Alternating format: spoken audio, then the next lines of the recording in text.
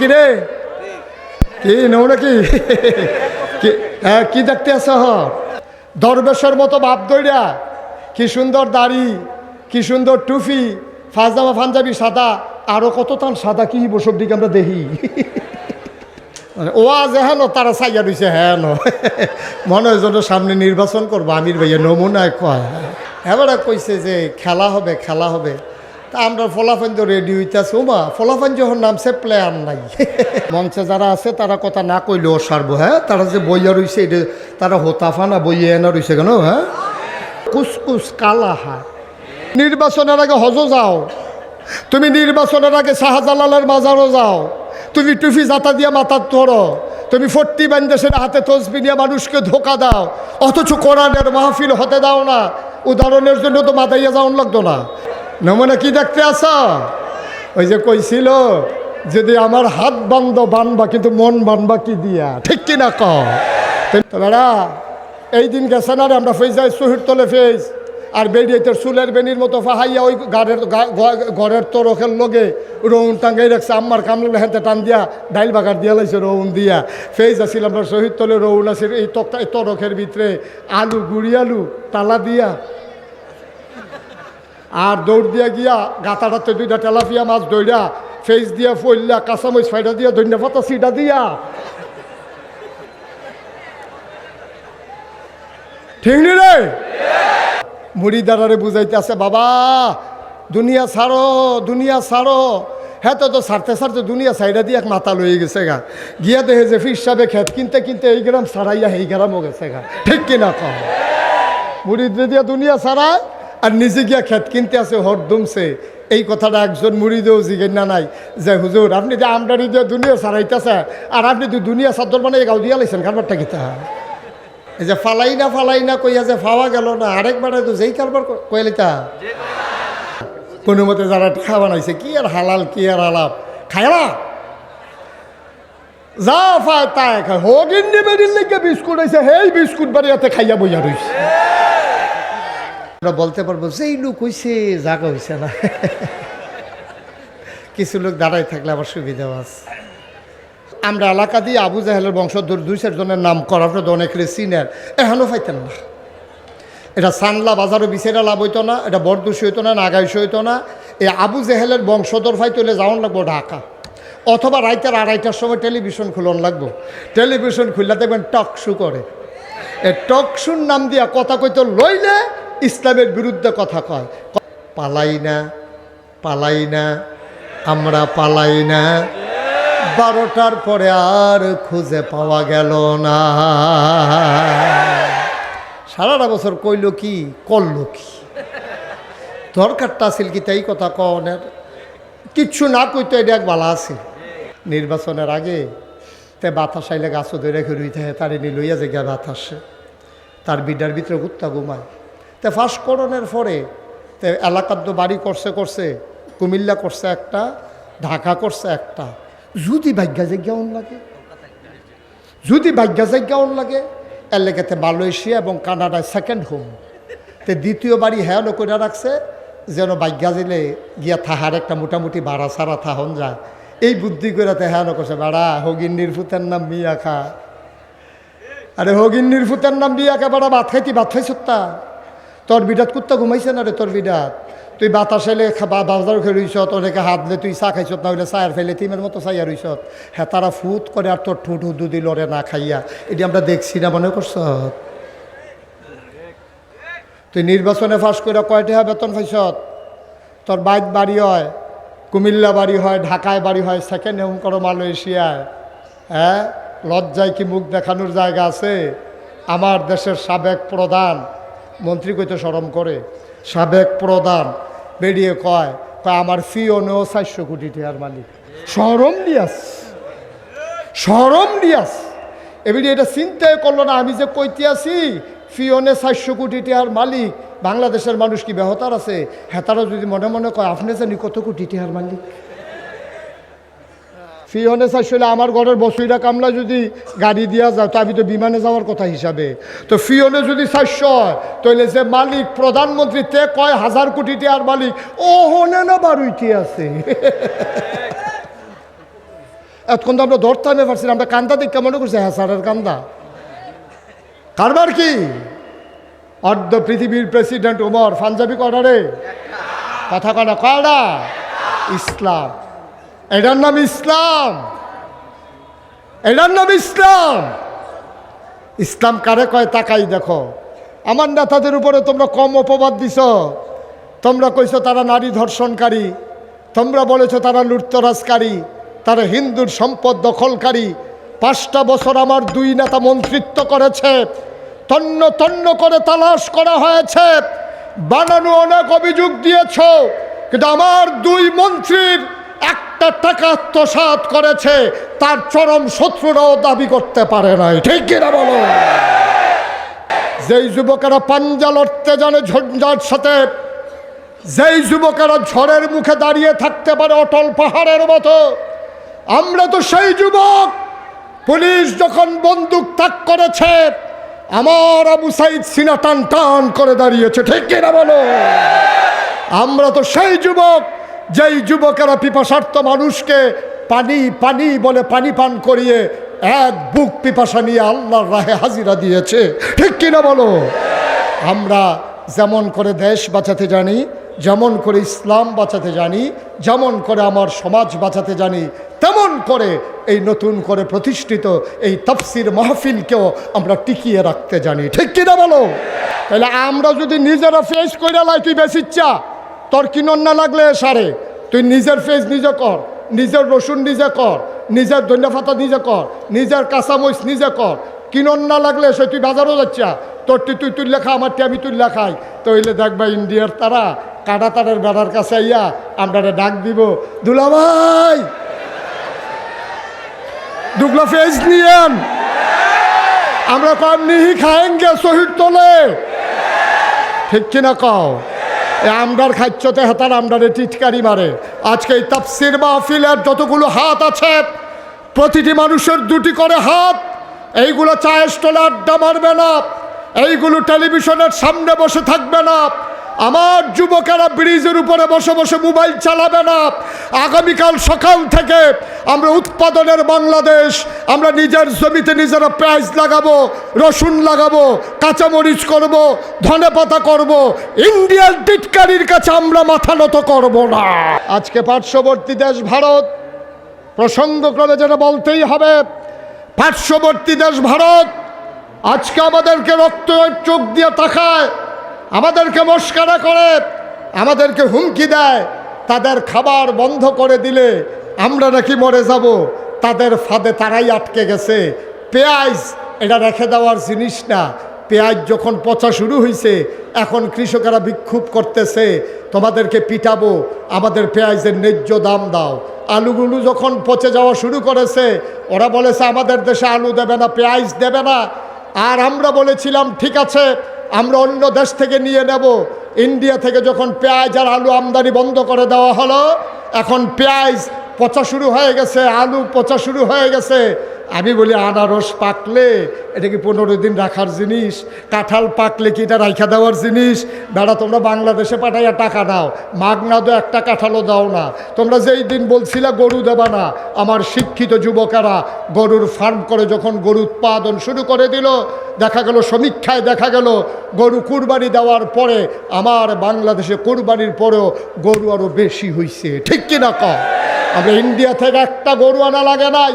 এজন্য আমি আজকের এই তাফসিরুল কোরআন মাহফিল থেকে বিনীত অনুরোধ জানাই, যার যতটুকুন পতিত জমিন আছে, বাড়ির ঘাটা আছে, ছোট্ট টুকরা জমিনটা আছে, এখন পেঁয়াজ লাগানোর মৌসুম।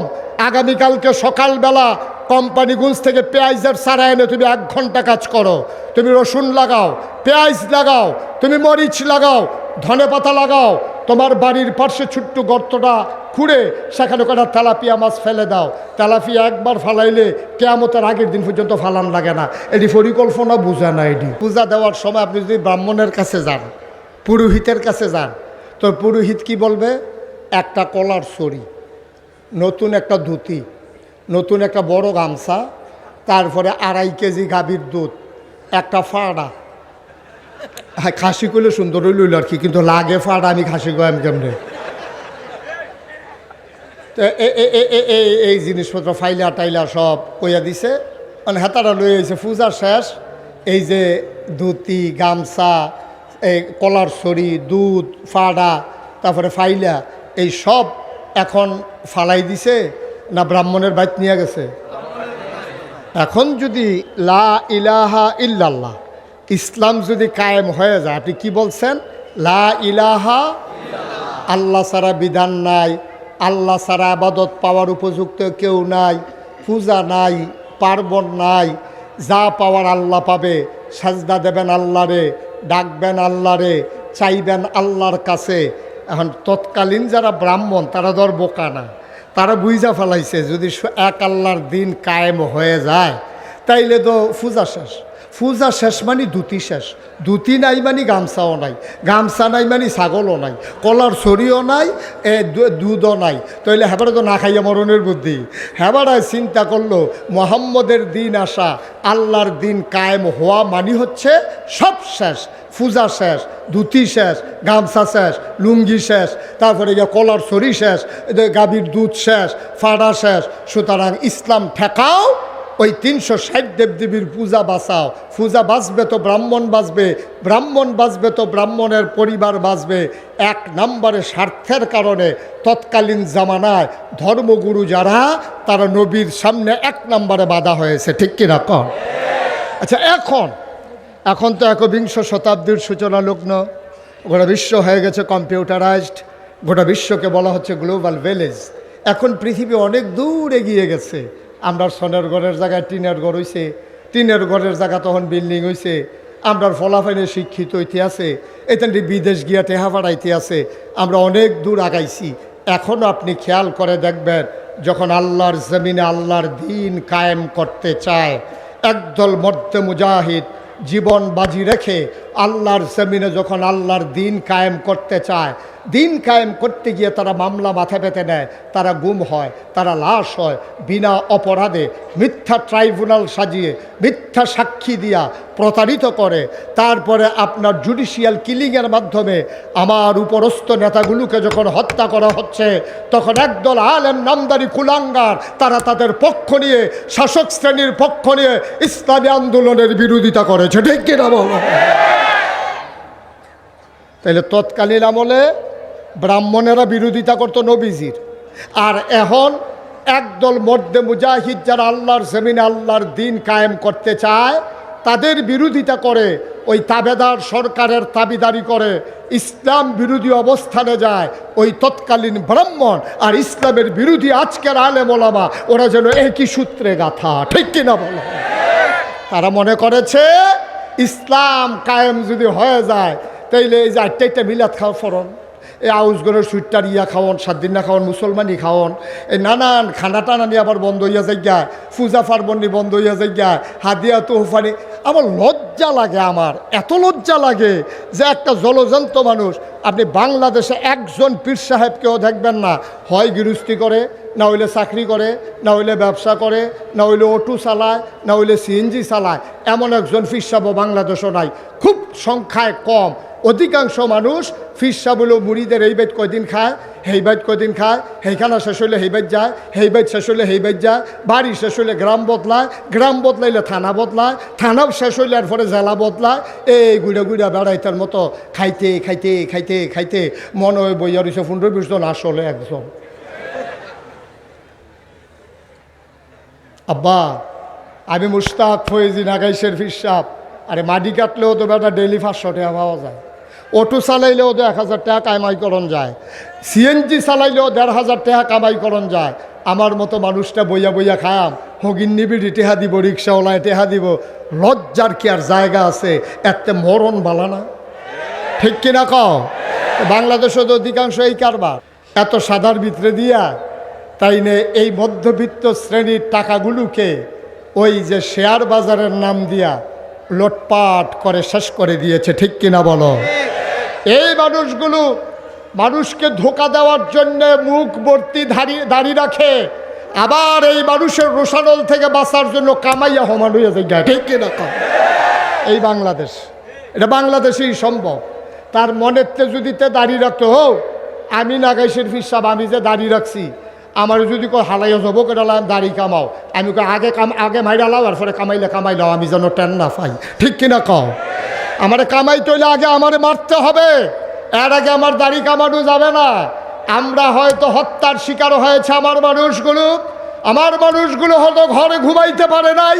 তুমি একজন ইসলামী আন্দোলনের কর্মী দেখাও যারা ওই অপরাজিত শক্তির ভয়ে, ওই কাফের বাতিল শক্তির ভয়ে, ইসলাম বিরোধীর ভয়ে পাঞ্জাবি ছেড়ে দিয়েছে, দাড়ি ছেড়ে দিয়েছে, টুপি ছেড়ে দিয়েছে। একজন মানুষও বাংলাদেশে পাবা না। ঠিক কিনা বলো?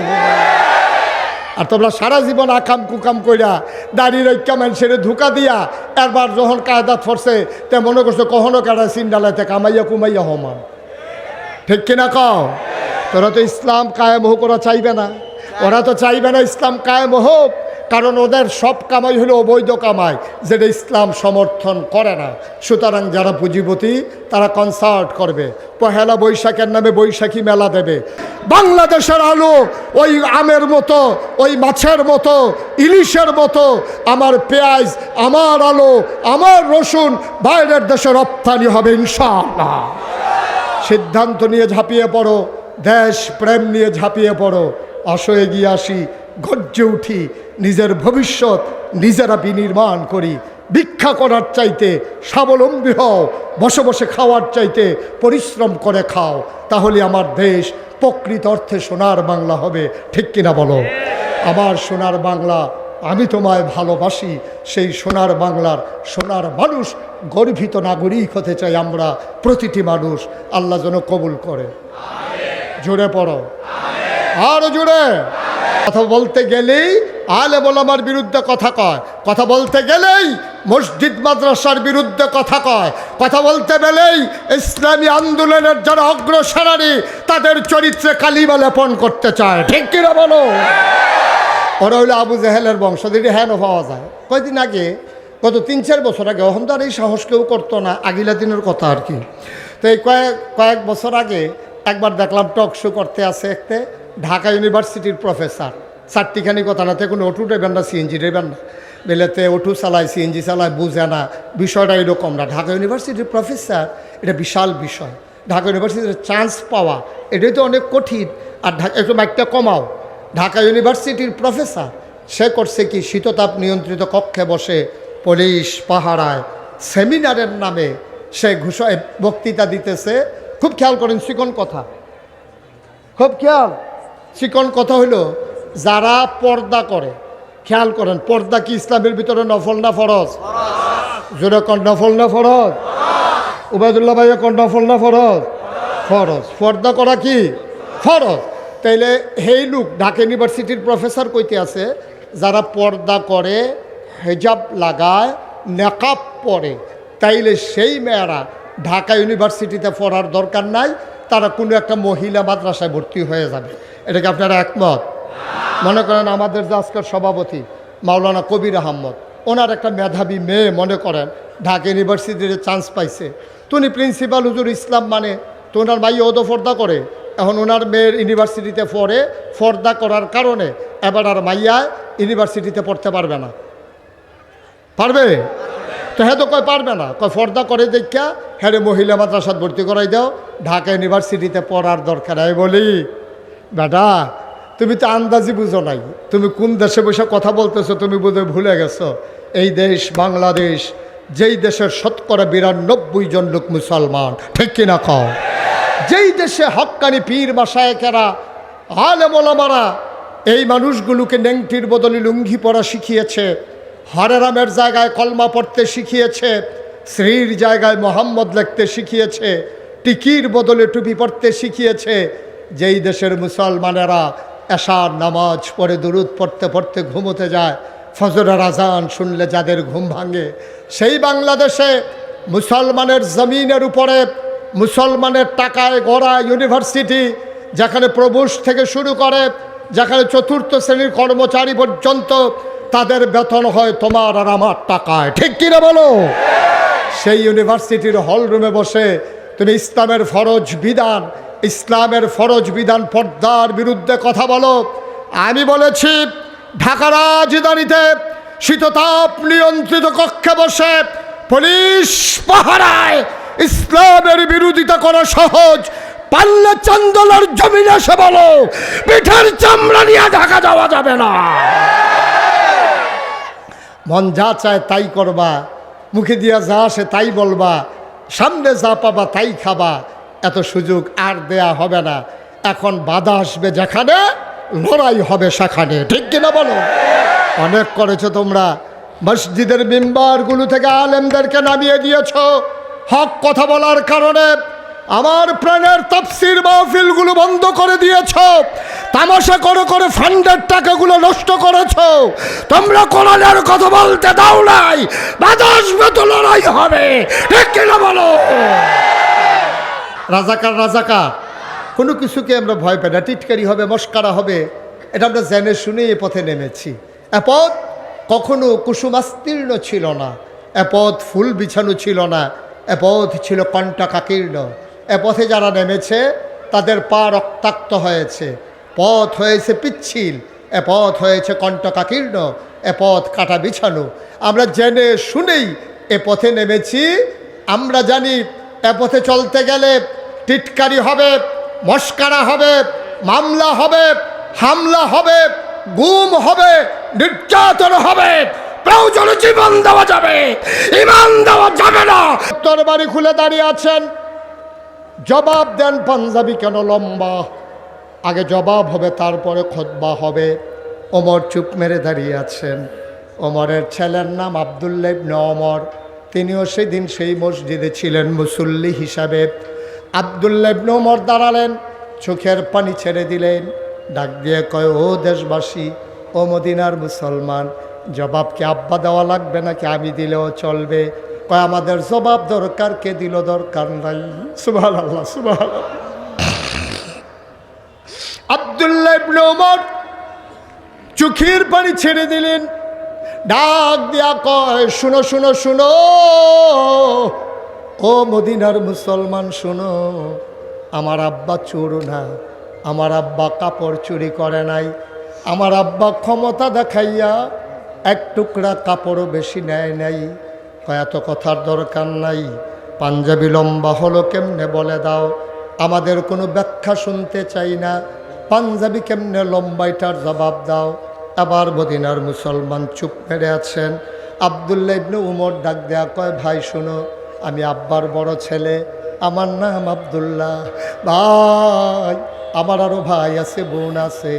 গত কয়েকদিন আগে রাতের বেলা আমার ভাইয়েরা আম্মাকে ধরেছে। আম্মা আম্মা আম্মা, অনেক দিন হয় ফিন্নি খাই না, আম্মা গো দয়া করে আব্বাকে বলে একটু ফিন্নির ব্যবস্থা করো। বলে যে ঠিক আছে বাবা, তোমার বাবা আসলেই বলবো। ছেলেরা কাঁদতে কাঁদতে ঘুমিয়ে গেছে। ওমর যখন ঘরে গেলেন রাষ্ট্রীয় কাজ শেষ করে, একটা কমাও। ওমর যখন ঘরে গেলেন রাষ্ট্রীয় কাজ শেষ করে, ওমর ঘরে যাওয়ার পরে ওমরের বিবি ডাক দেয়া কয়, স্বামী আমার, বাচ্চারা ফিন্নি খেতে চায়, দয়া করে আপনি একটু বরাদ্দ দেন যেন ফিন্নি খেতে পারে। কয়, বাচ্চারা কই? কয়, কাঁদতে কাঁদতে ঘুমিয়ে পড়েছে।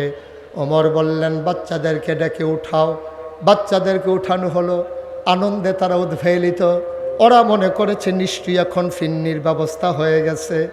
ছেলেরা যখন উঠেছে, ওমর ডাক দিলেন, বাবা কাছে আসো, শুনলাম তোমাদের মায়ের কাছে তোমরা নাকি ফিন্নি খেতে চাও। কই, জি বাবা, অনেক দিন হয় ফিন্নি খাওয়া হয় না। ওমর চোখের পানি ছেড়ে দিয়ে কয়, তোমাদের জন্য ফিন্নির ব্যবস্থা হয়ে যাবে, টেনশনের দরকার নাই। বাচ্চারা কয়, বাবা, ও বাবা, কবে ফিন্নি হবে? ওমর মুস্কি হেসে কয়, মদিনায় সবার ঘরে যেই দিন ফিন্নি হবে।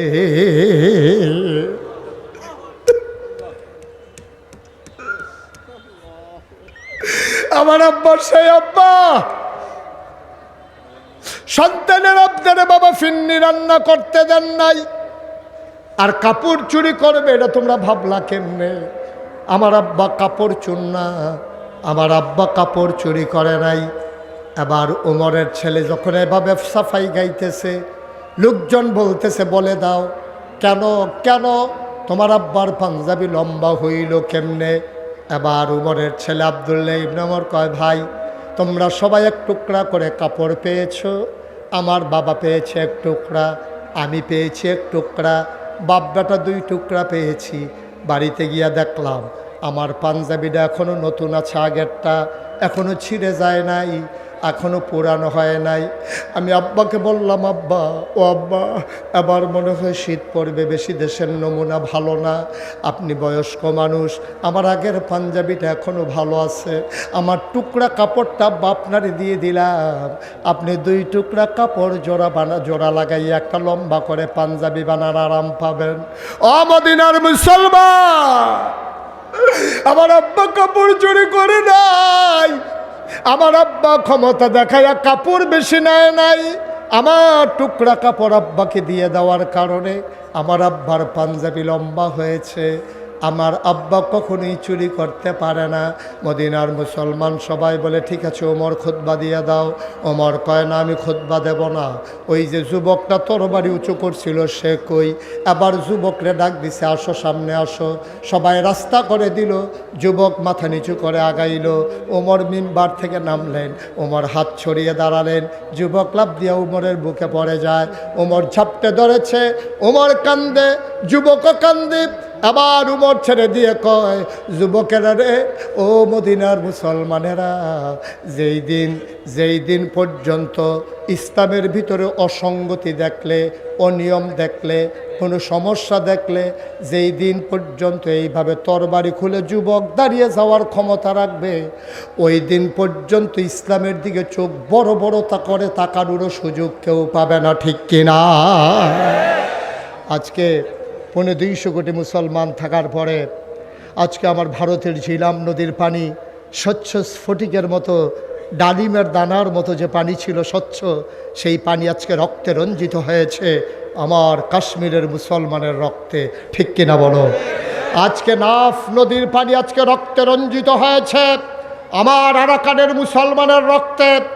আজকে তাকিয়ে দেখো, ফিলিস্তিনের দুদু মরুভূমি রক্তে রঞ্জিত হয়েছে, আর হাড় গোড় দিয়ে সেই মরুপ্রান্তর আজকে হাড় ঘুরের একটা বিশাল বড় মনে হয় কারখানা হয়ে গেছে। আমার লেবাননের মুসলমানরা জীবন দিচ্ছে। গোটা বিশ্বে প্রাচ্য থেকে পাশ্চাত্য আর এই পৃথিবীর উত্তর মেরু থেকে দক্ষিণ মেরু 250 কোটি মুসলমান থাকার পরে সব জায়গায় মুসলমান মার খায়, মুসলমান নির্যাতিত হয়, মুসলমান নিপীড়িত হয়। আমার সোনার বাংলায় মুসলমানদেরকে কচুকাটা করা হয়েছে। এইভাবে যুগে যুগে সময়ে সময়ে ইসলামকে দাবিয়ে রাখার জন্যে সকল শক্তি একজুট হয়ে ইসলামকে দাবিয়ে রাখার প্রচেষ্টা চালিয়েছে।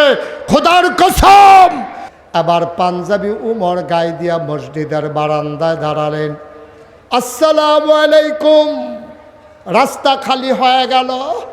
ওমর আস্তে আস্তে করে মেহরাবের দিকে গেলেন, বিসমিল্লাহ বলে তিনি মিম্বারে উঠলেন, তিনি সালাম দিলেন সবাইকে, আসসালামু আলাইকুম, আউযু বিল্লাহি মিনাশ শাইতানির রাজিম, বিসমিল্লাহির রহমানির রহিম। তিনি খুতবা দেবেন, এমন সময় একটা যুবক পেছনে দাঁড়াইছে, টান দিয়া খাপের ভেতর থেকে তরবারি বের করে উঁচু করে ধরেছে। ওমর তাকিয়ে আছে। যুবক ডাক দেয়া কয়, ওমর, ইয়া আমিরাল মুমিনিন, ইয়া খলিফাতাল মুসলিমিন, আপনি খুতবা দেবেন না, আপনি খুতবা দেওয়া বন্ধ করেন, আগে একটা প্রশ্নের জবাব দেন। কত কিছুদিন আগে সমহারে সম পরিমাণে সবাই এক টুকরা করে কাপড় নিলাম, সবাই পাঞ্জাবি বানালাম নতুন, কারো পাঞ্জাবি হাঁটুর নিচে নামে নাই, কারো পাঞ্জাবির কাপড় হাঁটুর নিচে নামে নাই। আপনার পাঞ্জাবি দেখি নেসফে সাক হয়ে গেছে, হাঁটু থেকে 1 বিঘত নেমে গেছে। অবশ্যই আপনি কাপড় চুরি করেছেন অথবা ক্ষমতা দেখাইয়া কাপড় বেশি নিছেন। কোনটা করেছেন জবাব দেন। যতক্ষণ জবাব না দেবেন ততক্ষণ পর্যন্ত মদিনার মুসলমান আপনার খুতবা শুনবে না। পারবেন এমপি সাহেবের গাড়ির সামনে খেয়ে রইতেন? পারবেন না? কথা কেনা ফারলেও কইবেন, না ফারলে না কইবেন, ধুম ধরে রয়েছেন কিতে। এই এমপি সাহেব মন্ত্রী সাহেবের গাড়ির সামনে দিয়ে দাঁড়াইতেন পারবে? যে মন্ত্রী সাহেব, আগে দিয়ে রিক্সা তুলনের ভাড়া পাইছেন না, চান্দা তুললা নির্বাচন করাইলাম, আপনি যখন গাড়ি দিয়ে ফু করে যাইছেন, পে পু করে গেছে গীতাছেন, কারবারটা কিতা এই যে কুট শুট ফইরা রইছেন টেহা পাইছেন কো, এই কথা জিগাইতেন পারবেন? এই জিগাইতেন পারতেন না দেখা ধ্বংস। যদি পারতেন তাইলে এই ধ্বংস হইতো না। পুরো পৃথিবীর ইতিহাসে সভ্যতা শুরু হওয়ার পরে রাষ্ট্রীয় অবকাঠামো যেদিন থেকে শুরু হয়েছে, যেদিন থেকে রাষ্ট্রের সূচনা হয়েছে, দেশ কাকে বলে যেদিন থেকে মানুষ জানতে পেরেছে, ওই দিন থেকে আজকে পর্যন্ত পৃথিবীর ইতিহাসে সরকার বদল হয় আন্দোলনের মুখে, মৃত্যুর কারণে অথবা নির্বাচনের কারণে। কিন্তু পৃথিবীতে কোথাও কোনো দেশে একসাথে সরকার বদলের পরে ৩৩০ জন মেম্বার অফ পার্লামেন্ট, আমলা কামলা বদুল্লা, র্যাব, গোয়েন্দা পুলিশ, বিজিবি, তারপরে আপনার বড় বড় কর্মকর্তা, ব্যবসায়ী, উপদেষ্টা একসাথে একটা দেশ থেকে সব পালিয়ে গেছে। বাংলাদেশ ছাড়া আর কোথাও হয় নাই, ঠিক কিনা বলো? ওই যে ডাক দেয় না, জিগেন না নাই যে ওই পাঞ্জাবির কথা যদি জিগাইল যে তো তোর ভাগ্য জিগাউন লাগে না, জিগাই না নাই, জিগাই তো দিছে না, অহন আর তারা থাকে না। আমি জিজ্ঞাসলাম গেল গা কেড়ে, ফলাফাইনে কয় থাকলে, আমি কই কিতা করা এরকম যেত ফাইলে বিলে কিতা পড়লো। ওমরকে খলিফা বানাই দেওয়া হলো। সরকারি তহবিলে অনেকগুলো কাপড় জমা হয়ে গেল। ওমর ঘোষণা দিলেন প্রাপ্তবয়স্ক সবাইকে কাপড় দেওয়া হবে, সবাই আসো। মসজিদে নববীর সামনে সবাই লাইন ধরে দাঁড়িয়ে গেল। ওমর সবাইকে সীমিত পরিমাণে সমহারে এক টুকরা করে কাপড় দিচ্ছেন। ওমরও সবার শেষে এক টুকরা নিলেন। ওমরের ছেলে আব্দুল্লাহ ইবনে ওমরও পেলেন এক টুকরা। সবাই পাঞ্জাবির কাপড় নিয়ে বাড়িতে গেলেন। পাঞ্জাবি বানানো হয়ে গেল। পরের শুক্রবার জুমার আজান পড়ে গেছে। আমিরুল মুমিনিন খলিফাতুল মুসলিমিন, ইসলামের দ্বিতীয় খলিফা, জান্নাতের সুসংবাদ প্রাপ্ত দ্বিতীয় মানুষ ওমর। ওমর খুতবা দেবেন। সবাই তাহিয়াতুল দুখুলুল মসজিদ কাবলাল জমা পড়ে বসে আছে। সূর্য হারিয়ে হেলে পড়েছে পশ্চিম আকাশে। সবাই পেরেশান, ওমর এখনো আসে না, নামাজ পড়ব কখন? এবার একজন মুরব্বীরা বলল, যাও ও যুবক তুমি দৌড়ে যাও, দেখো কোনো বিপদ আপদ নাকি। যুবক দৌড়ে দৌড়ে ওমরের বাড়ির সামনে গেল। দূর থেকে তাকায়া দেখে বাড়ির সামনে মরুভূমির মাঝে দুপুরবেলা প্রচণ্ড রোদ, একটা মানুষ পিঠ উদম করে বসে আছে। সূর্যের আলোতে পিঠটা পুড়ে গেছে। সামনে কি যেন বিছিয়ে রেখেছে। যুবক গিয়ে সালাম দিলেন, আসসালাতু আসসালামু আলাইকা ইয়া আমিরাল মুমিনিন ইয়া খলিফাতাল মুসলিমিন। হে ওমর, আপনাকে সালাম। এখনো কেন যান না? নামাজের সময় হয়ে গেছে। এখনো কেন যান না? সবাই মিলে নামাজের জন্য অপেক্ষা করতেছে। উমর বললেন, বাবা তুমি গিয়ে বলো আমি এখনই আসতেছি। আমার পাঞ্জাবিটা আমি যখন গায়ে দিতে যাব দেখি একটু ময়লা হয়ে গেছে। জুমার দিনে ময়লা পাঞ্জাবি গায়ে দিয়ে যাওয়া ঠিক হবে না। এই জন্য পাঞ্জাবিটা ধুয়ে দিছিলাম, শুকাইতে একটু দেরি হয়ে গেছে। এই তো পাঞ্জাবি শুকিয়ে গেছে, তুমি যাও আমি আসতেছি। তাইলে বোঝা গেল অর্ধ পৃথিবীর প্রেসিডেন্ট আমিরুল মুমিনিন খলিফাতুল মুসলিমিন, যার ব্যাপারে নবী নিজেই ঘোষণা দিয়েছেন, আনা খাতামুন নাবিয়্যিন লা নাবিয়্যা বা'দি, আমি হলাম সর্বশেষ নবী, আমার পরে আর নবী নাই। আমার পরে যদি নবী থাকতো আমার উমর আমার পরে নবী হইতো। ওমর পাঞ্জাবি ধুয়ে বসে আছেন, সকালে যাবেন। তাইলে বোঝা গেল উমরের পাঞ্জাবি 10-12টা। কথা কয় না, কয়টা? অর্ধেকটা। পৃথিবীর প্রেসিডেন্ট আমিরুল মুমিনিন খলিফাতুল মুসলিমিন পাঞ্জাবি হইল একটা। ইসলাম, এটার নাম হচ্ছে ইসলাম। টিটকারি মারে, মস্কারা করে, নবীকে মেরে ফেলতে চায়। ওটার নারী বুড়ি নবীর মাথার উপরে চাপিয়ে দেয়, গলার ভিতরে চাদর দিয়ে হ্যাচকা টান মেরে নবীর শ্বাস বন্ধ করে দিতে চায়। নবীরে জেলখানায় ঢুকিয়ে রাখলো 3.5 বছর।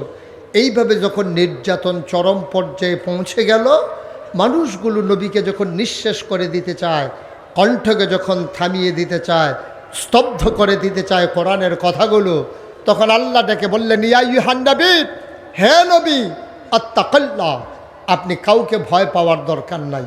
আবু জেহেল, আবুল আহাব, উতবা, সাইবা, মুগীরা, কাফেরের দল, মুনাফিকের দল, পুঁজিপতি যারা, ধর্মগুরু যারা, যত মানুষ আপনাকে নানানভাবে ভয় দেখায়, আপনাকে নিথর নিস্তব্ধ করে দিতে চায়, জমিন থেকে বিদায় করে দিতে চায়, আপনি শুনে রাখুন, আত্তাকাল্লাহ, আপনি কাউকে ভয় পাওয়ার দরকার নাই। আপনি ভয় পাবেন শুধুমাত্র, কেবলমাত্র, একমাত্র আমার আল্লাহকে। সুবহানাল্লাহ বলবেন না? মুফাসসিরিনে কেরাম ওনারা ঘোষণা দিয়ে দিলেন, আল্লাহ তাবারক ওয়া তাআলা যেখানে নবীকে ডাকেন সেখানে শুভ নবী উদ্দেশ্য নয়, নবীর যারা সাহাবা, নবীর যারা উম্মত সবাই ওই দলের আওতাভুক্ত হয়ে যায়। আল্লাহ যেন ডেকে কয়, মনে হয় যেন এইমাত্র আয়াত নাজিল হচ্ছে। আল্লাহ যেন আমাদেরকে ডেকে কয়, ইয়া আইয়ুহান নাস, ও চান্দলা তাফসির মাহফিলের মানুষেরা, শুনো শুনো শুনো, আত্তাকিল্লাহ, তোমরা ভয় পাবা আল্লাহরে। র্যাব, গোয়েন্দা, পুলিশ, বিজিবি, দলীয় ক্যাডার, প্রশাসন, প্রশাসক, যত মানুষ, নেতৃস্থানীয় মানুষ, যত মানুষ থাকুক, কাউকে ভয় পাবা না। তোমরা ভয় পাবা শুধুমাত্র, কেবলমাত্র এক আল্লাহকে। ঠিক কিনা? আমরা ভয় পাই কাকে? কথা কন, কাকে? পুলিশ, র্যাব, গোয়েন্দা, দলীয় ক্যাডার। তারা বিজয় দিবস র্যালি উদযাপন করবে, পুরুষ মহিলাকে নাচানাচিতে লাগাই দেবে। 31st নাইটে ওরা রাত জেগে মদ পান করবে, আর আমার যুবক যুবতীদেরকে অবাধ মেলামেশার জন্যে সুযোগ করে দেবে। তারা স্পন্সর করে বাংলাদেশের যত বড় বড় কোম্পানি, ওরা স্পন্সর করে 26শে মার্চ, ওরা স্পন্সর করে 16ই ডিসেম্বর, ওরা স্পন্সর করে 31st নাইট, ওরা স্পন্সর করে আমার এই বিজয় দিবস, পহেলা বৈশাখ। কিন্তু এই কোরআনের মাহফিল শতকরা 92 জন লোক মুসলমানের দেশে, বাংলাদেশের কোনো বহুজাতিক কোম্পানি যে এই মাহফিলটা করতে যত টাকা খরচ হয় আমরা দিয়ে দেব, আজও বাংলাদেশে ইতিহাস হয় নাই। ঠিক কিনা বলো? আমার খেটে খাওয়া মানুষগুলো যখন কোরআনের মাহফিল সাজাতে চায়, রিক্সাওয়ালার 2 টাকা, ওই মানুষের এক মুঠো চাল, আর মানুষগুলো খেটে খাওয়া মানুষের সামান্য কিছু দিয়ে এই মাহফিলগুলো যখন দাঁড় করায়, ওরা মুসলমানের সন্তান, টুপি মাথায় দেয়, সময়ে সময়ে নির্বাচনের আগে হজ করে আসে, শাহজালাল বাজার দিয়ে তারা নির্বাচনী প্রচারণা শুরু করে। এই মানুষগুলো এই কোরআনের মাহফিলে বাধা দেয়, তাইলে বুঝতে হবে এই হাল তারা জাল হায়। আমরা সংখ্যায় বেড়েছি, কিন্তু আমাদের যোগ্যতা বলতে কিচ্ছু নাই, আমাদের আমানতদারি নাই, আমাদের ভিতরে সততা নাই, আমাদের ওয়াদা আমরা খেলাফ করে ফেলি। না মসজিদে আজান হয়, মানুষগুলো মসজিদের সামনে দিয়ে হেঁটে চলে যায়, নামাজের জন্য মসজিদে ঢুকে না। এইভাবে চলতে থাকলে সংখ্যায় বাড়ানো যাবে মুসলমান। মনে রাখবা, সংখ্যায় বাড়ানো আর মুসলমান ঐতিহ্য নিয়ে টিকে থাকা এক কথা নয়। আমরা বলেছি, বাঁচার মতো বাঁচলে সিংহের মতো একদিন বাঁচবো, শিয়ালের মতো 500 বছর বাঁচার কোনোই সার্থকতা নাই। ঠিক কিনা বলো?